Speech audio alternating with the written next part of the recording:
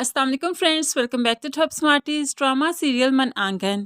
सकलैन ने आहर बहुत होशियारी से अपना काम कर ही दिया कि यहाँ पर वो महानूर की माँ की मेडिसिन जो चेंज करता है तो डब्बी चेंज नहीं करता बल्कि अंदर से टैबलेट्स चेंज कर देता है ताकि किसी को शक ही ना हो। और ऐसा ही हुआ।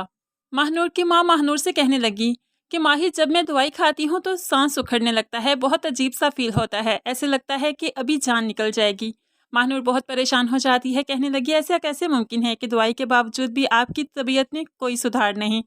अब वो फराज के साथ डॉक्टर पर भी जाती है और डॉक्टर को सारी मेडिसिन की प्रिस्क्रिप्शन दिखाती है। तभी डॉक्टर कहने लगी, ये दवाइयाँ बिल्कुल ठीक हैं, इन दवाइयों की पहले कभी कंप्लेन नहीं आई जो आप आज लेकर आए हैं, इसलिए आप बेफिक्र होकर मरीज को ये दवाई दे सकते हैं।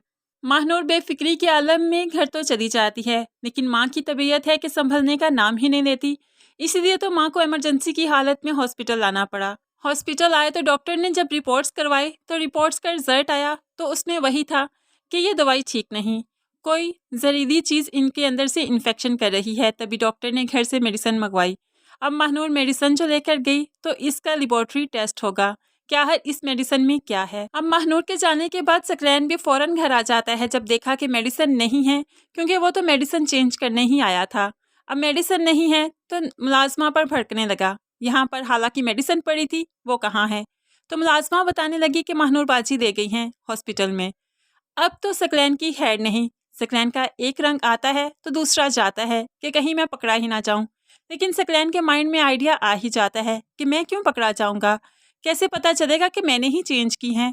ऐसे सकलैन बहुत होशियारी से इस चक्कर से भी बच ही जाएगा। सकलैन भी जो हॉस्पिटल जाता है तो यहाँ पर महानूर बता देती है कि अम्मी की रिपोर्ट्स में आया है कि ये मेडिसिन ठीक नहीं। अब यहाँ पर जब हाला कमरे में अकेली है, रात के वक्त सकलैन उनके पास है, फारिया की कॉल आ जाती है तो वो फारिया को बताने लगा, मैंने तो इस बुढ़िया का इंतज़ाम कर ही दिया था, जहरीली मेडिसिन भी दी थी और उसके बाद मैं चाहता था कि तुम्हें इन्वेस्टमेंट का पैसा तुम्हारे हिसाब के मुताबिक ही मिले, लेकिन मैं क्या करूं, ये मरती ही नहीं। ये सारा कुछ होश आने के बाद महानूर की माँ सुन लेती है तो उसके पैरों तले तो ज़मीन ही खिसक गई। सारी उम्र जिसको बेटा समझा था वो तो उसको ही डसता रहा। माँ मुंह से ऑक्सीजन उतार कर जो महानूर को आवाज़ें देने लगी तो अब ये सकलैन भला किसको आवाज़ें सुनने देगा। उसी वक्त ही उसकी ऑक्सीजन वो पीछे कर देता है और इस तरह से महानूर की माँ का दम निकल ही जाता है।